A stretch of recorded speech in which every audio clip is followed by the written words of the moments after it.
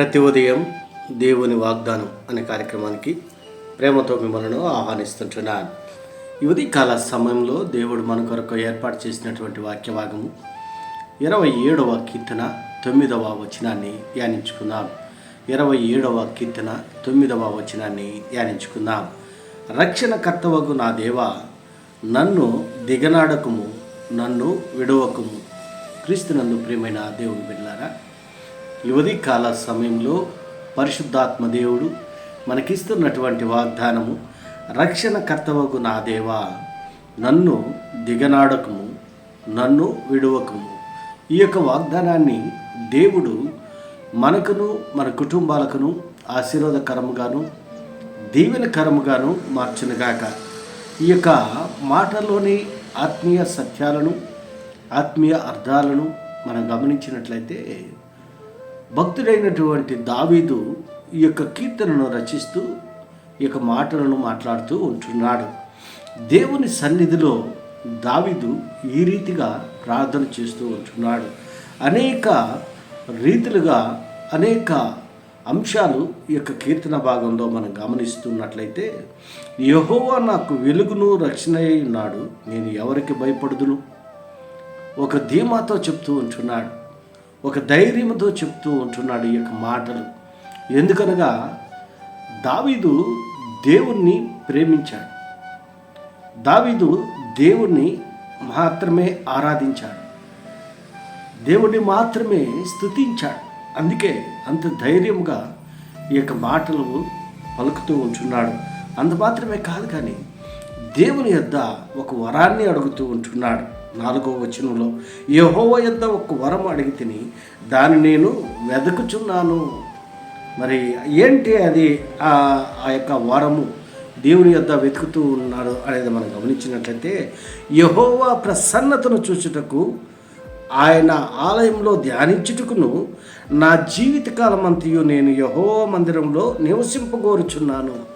దేవుని సన్నిధిలో జీవించాలని, దేవుని సన్నిధిలో దేవుణ్ణి ఆరాధించాలని, దేవుణ్ణి మహింపరచాలని ఆయన వెతుకుతూ ఉంటున్నాడు. అంత మాత్రమే కాదు, కానీ మరి 8వ వచనంలో మనం గమనించినట్లయితే, నా సన్నిధి వెదకుడని నీవు సెలవీవుగా, యెహోవా నీ సన్నిధి నేను వెదకనని నా హృదయము నీతో అనెను.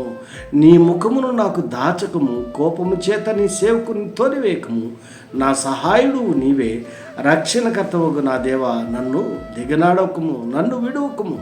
దేవుని సన్నిధిలో మరి బ్రతిమలాడుకుంటూ ఉంటున్నాడు, దేవుణ్ణి ప్రార్థిస్తూ ఉంటున్నాడు. ఎంత గొప్ప మరి సత్యాలు ఈ యొక్క కీర్తన భాగంలో మనం చూస్తూ ఉంటున్నాం. 10వ వచనంలో మనం గమనించినట్లయితే, నా తల్లిదండ్రులు నన్ను విడిచినను, యెహోవా నన్ను చేరదీయు. ఈ లోకంలో తల్లిదండ్రులు ఒకవేళ విడిచివేయచ్చు, బంధువులు విడిచివేయచ్చు, స్నేహితులు విడిచివేయచ్చు, కానీ ఆయన అనునిత్యము కాచి కాపాడేటువంటి దేవుడుగా ఉంటున్నాడు. దావీదు తన వ్యక్తిగత అనుభవాల్లో నుండి ఈ కీర్తనను మరి రచిస్తూ ఉంటున్నాడు. అంత మాత్రమే కాదు, రక్షణకర్తవుగా నా దేవా, నన్ను దిగనాడకము, నన్ను విడువకము బ్రతిమలాడుకుంటున్నాడు.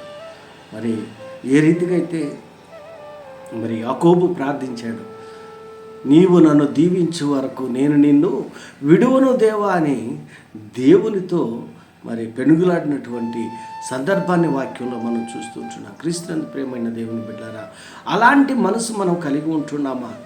దేవా, నీవు నన్ను దీవించే వరకు నేను నిన్ను విడువను అని చెప్పేటువంటి ఆ ధైర్యము, ఆ తెగువ, మరి ఆ మనస్సు మనం కలిగి ఉంటున్నామా?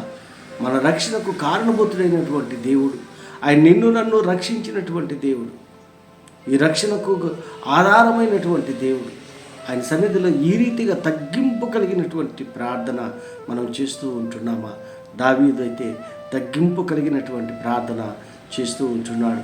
ఆయన సన్నిధిలో నివసించాలని ఆయన ఆరాటపడుతూ ఉంటున్నాడు, దేవుని సన్నిధిలో గడపాలని ఆశపడుతూ ఉంటున్నాడు. అందుకే అంటున్నాడు, నా జీవితకాలం అంతయు నేను యెహోవా మందిరంలో నివసింపగోరుచున్నాను అని మరి తన హృదయాంతరంగములో నుండి ఈ యొక్క కీర్తన రచిస్తూ ఈ మాటలు మాట్లాడుతూ ఉంటున్నాడు.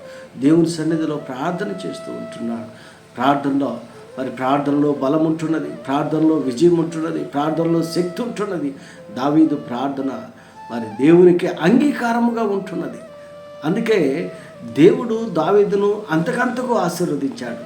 మరి దావీదు పొందుకున్నటువంటి ఆశీర్వాదాలు నీవు నేను పొందుకోవాలంటే తగ్గింపు కలిగినటువంటి ప్రార్థన, మరి ఆయన సన్నిధిలో ఆయన్ని ప్రార్థించేటువంటి వారిగా నీవు నేను ఉండాలని ఈ కొద్ది మాటల ద్వారా నేను హెచ్చరిక చేస్తుంటున్నాను. దేవుడి యొక్క మాటలను మరెక్కువగా మీకును మీ కుటుంబాలకు ఆశీర్వాదకరంగాను దీవెనకరంగాను మార్చిన గాక. ఆమేన్.